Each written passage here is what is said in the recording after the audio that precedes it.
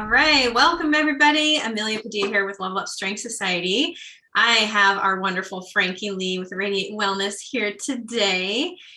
And we want to talk about some awesome results with a new offering that we have been giving to clients through Level Up Strength Society and working in tandem with Frankie. And before we get into those amazing results, Frankie, let's introduce you. And also let's introduce the Metabolic Assessment Test, which is this new service that we're offering.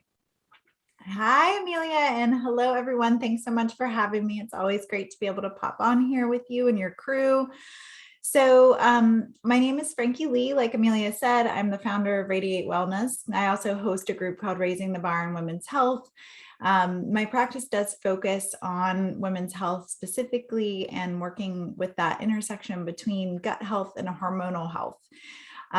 So when Amelia approached me about doing a metabolic assessment with the clients that we share and some new clients that she had coming on, I thought it was a great tie-in especially for women who have been really hitting it hard, going for it hard with exercise, strength training, but maybe not getting the results that they were hoping for. So putting a lot of time and effort in and then not seeing the results that they were going for. So the metabolic assessment that I use in my own practice, I thought would be a great fit for this crossover. We use the Great Plains Organic Acids Test, which looks at 76 markers of how your body is functioning. So I think of it as kind of this little window into the body that we get to see everything from detoxification markers to how your gut health is doing, neurotransmitters, and some other things that are specific to how you're breaking down your macronutrients, which was, one of the things that's really, really helpful, especially with how we're processing energy in and able to produce energy out. Yeah, this is an amazing test. I'm so lucky that we know you and we are able to do this. So let's talk about, so these results that I want to talk about. So this is a client, her name is Sam, and she was working with me for, I believe it was about 6 months. She was working really hard. She'd get up early. She'd get her workout in. She was drinking lots of water. Her nutrition was on point. She was getting plenty of protein and veggies. She was getting out for walks, getting sunlight, like all these good lifestyle habits that we talk about. And she made fantastic progress in the beginning. She lost inches around her waist. She was, her clothes, she's like, oh, Amelia, you have to buy all these new clothes. Like, darn it. But then we got to a point where things started to really plateau and peter off. And, at a certain point, there's only so much that we could look at in terms of lifestyle. And so that's when we decided to do this metabolic assessment. So, some of the things, let's talk about some of the things that Sam was experiencing in terms of her symptoms, because a lot of what you guys will see is that the test relates to a lot of digestive things, but she wasn't coming to you. She wasn't coming to us saying, I have these digestive issues, but it ended up being that. So it's very, very interesting story. Mm-hmm. Yeah. So I think the things that were at the top of Sam's mind in terms of her symptoms were really fatigue as a huge one, difficulty losing weight. So like you were saying, like had to hit a plateau, not able to lose more of the weight that she was holding on to. And then the brain fog. So really difficult time concentrating, kind of feeling scattered, overwhelmed. Oftentimes, obviously juggling a full-time job leads to a little bit of that overwhelm, but there was definitely a brain fog element to what she was experiencing as well. Mm-hmm. Yeah. And I think another thing that I recall that had been expressed to me was feeling extra sore, like feeling more sore than should correlate with the workouts that we were doing. Or even when, she would take some time off, she's like, I still just feel so achy. And so I think, we can go over how that correlates to what we found in the test as well. So I think let's look at the results. So I think it's good to just show visually like what this test looks like, what the results look like, and what they mean. So if you want to share that with us, Frankie, let's go. Yeah, let me get that set up here. All right, so I'm going to just send it into full screen mode so that we can see it a little bit more clearly. All right, so with the front page of the test, and let me make it even a little bigger because I know these are really small.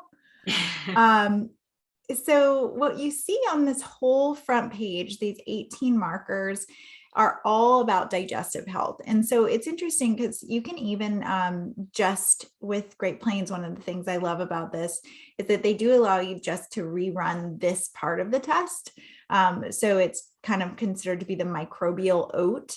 And you can do that as a way of monitoring how your gut dysbiosis is, how your gut levels are in terms of pathogenic overload or what we're finding. And the thing that we see here is we break it down into two main categories.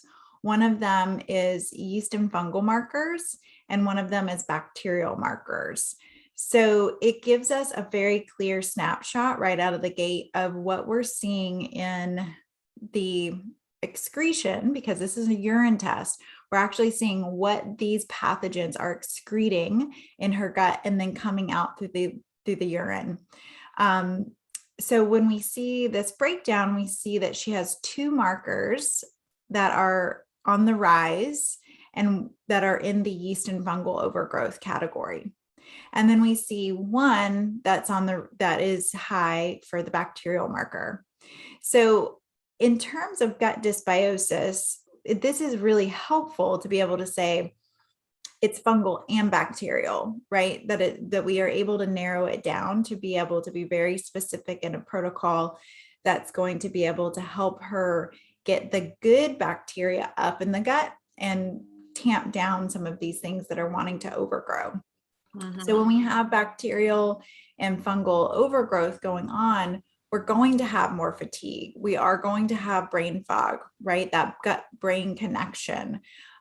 We are going to have a difficult time losing weight a lot of the time as well, because it's really kind of blocking the metabolism. It's blocking the body's ability to absorb well from our food and turn that food into energy. Right. Yeah. Mm-hmm. Yeah, it's absolutely key. And there is no way that we can know that from the outside. Right. And like Amelia said, she wasn't coming to us for digestive struggles. She actually had really good digestive health from what we can tell from bowel movements, how often she was going to the bathroom.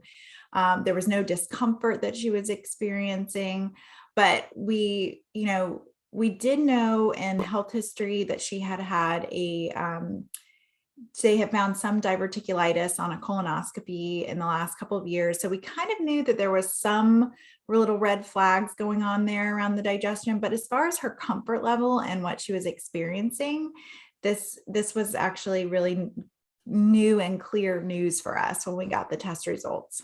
Right. Yeah. So it's interesting that somebody who, I mean, of course, if somebody is experiencing digestive issues, then they would want to take this. But somebody who is even not experiencing those like major issues, their bowel movements are fine. They're not getting, major like gas or bloating. If they're still experiencing those other symptoms, right, the brain fog, the fatigue, the struggle with losing weight, that can really be an indicator that something's going on internally.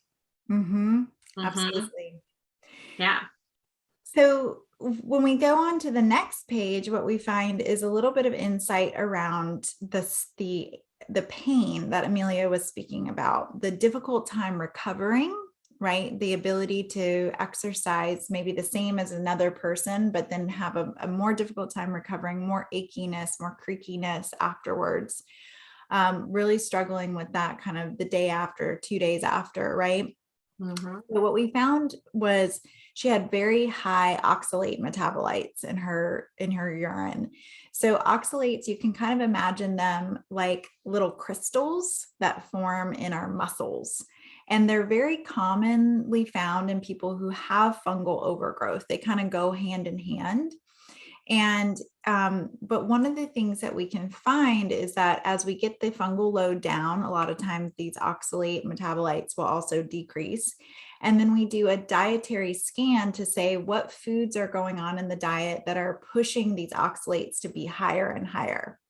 Now, in Sam's case, we found that she was eating, like Amelia said, really well, all in all, a whole foods diet, not a lot of junk coming in, but she was a big spinach eater. She was eating spinach in her smoothies on a daily basis. And spinach is one of the highest oxalate foods, actually, that are on the high oxalate list. So we started to decrease that, swap it out for some other options. There's a lot of low oxalate options that we can use to make smoothies and still have a lot of vegetables in the diet. So, and nuts were another one. So using nuts as a snacking food, right? Because it was that thing of like, making sure she wasn't getting low blood sugar. So she was having a lot of nuts in the diet, which was also a high oxalate food. Mm-hmm. So in general, just doing this is going to get a lot of relief in terms of being able to feel less sore, less pain after exercising, and just being able to release oxalates appropriately instead of holding on to them. This is also really important for prevention in things like kidney stones, urinary tract infections in men, and prostate health. So we get to see what is going on behind the scenes if we're having symptoms like that. Awesome. I love it. Yeah. Mm-hmm. Yeah. So some simple, easy changes in her diet, right? And then she felt better even before all of the other stuff, right, was resolved. Mm-hmm. Mm-hmm. Yeah. And then we're able to see here, okay, well, she's having a lot of fatigue. Is it a mitochondrial issue? So we get to see how it's her actual firing of her energy centers and her cells doing. And she was in great shape here. So we know that the fatigue wasn't coming from a mitochondrial issue, which is really nice to be able to rule that out. We also found that she was in her amino acid metabolite, she was really able to break down, process, and use her amino acids appropriately. So this gives us that clue of, okay, the pain and the recovery was actually really coming from the high oxalates, not because she didn't have access to her amino acids to recover, right? Which is kind of what we would maybe think out of an assumption or a hypothesis is, oh, maybe she's not breaking down protein well and she doesn't have those building blocks. But we found here that she does. So it really ties back again to the oxalate level. Yeah. We were able to see that her neurotransmitters were actually in really good standing. So I won't get into this too much, but we do get to see things like your dopamine, your serotonin, your norepinephrine, things that can really relate to mood imbalances, anxiety, depression. But she was all in the clear there, which was great. Yeah. On this next page, what we found was really I think one of the big cornerstones of the test that we found for her is in this ketone and fatty acid oxidation. So basically, how is she breaking down fat and how is she able to use it? So of the 7 markers in this section of the test, 3 of them were extremely elevated, showing that she had been kind of excreting or wasting some of the fat that she was having in her diet that wasn't able to actually go into cellular function. So this is a really, another really easy fix actually is that, well, first we want to make sure, is the gallbladder there? Is the liver functioning, right? How do we break down fat on a functional level in the digestive system? But then beyond that, using something like acetyl L-carnitine in this case was really a game changer, because what it does is it helps the fat jump through the cellular membrane and be able to be used by the cell to create energy.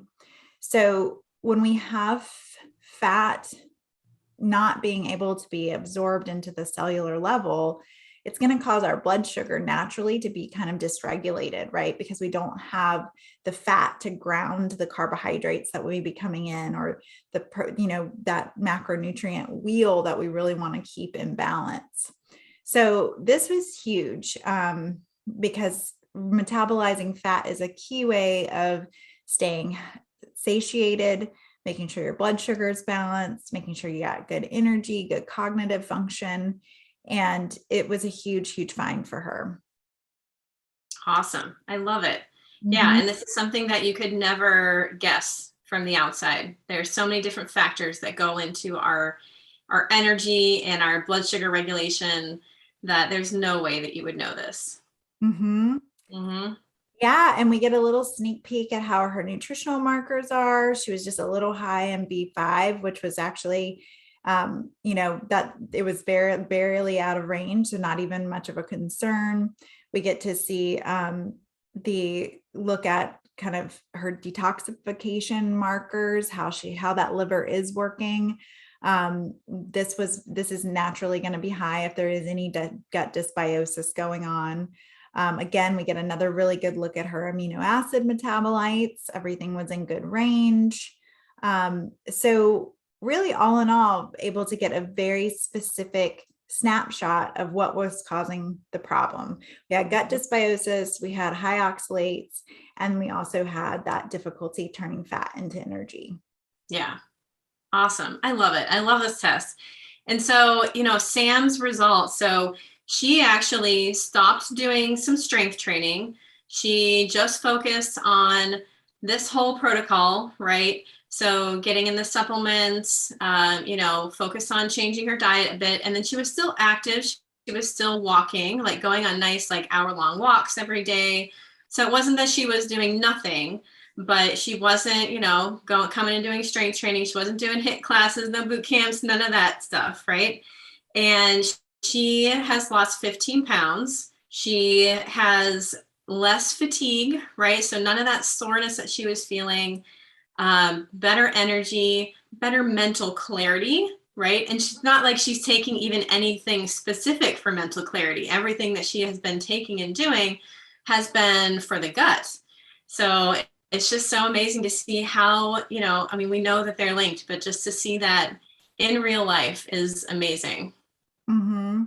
Yeah. Yeah, I think that what this test really allows us to do is it allows us to have things just really click into place in the body, right? Like where the body needs a little bit of support or a little bit of relief, and it's struggling to either convert or transition one thing into the next thing in a pathway. I mean, we're able just to go right in there, see what is going to be the most effective intervention, and be able to be really, really specific with it and help the body work to do what it wants to do, which is to be in better balance.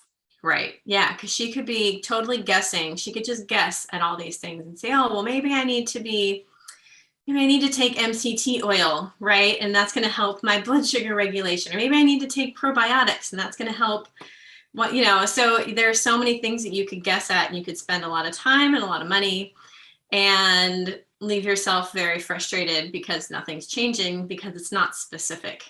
Mm-hmm. So in the end, even though it might be an investment to do something like this, if you look at it in comparison to just guessing over time, it's not an investment because you're just going to spend a lot more money and a lot more time and just stress and frustration over trying to figure it out on your own. Mm-hmm. Absolutely. Yeah. And I think that it really speaks to, dietary specification too, right? That, she wouldn't have been a good candidate for keto. It would have caused her whole body to downregulate. It would have caused everything to be operating more sluggishly because she'd be having more fat intake and not being able to convert it appropriately. Mm-hmm.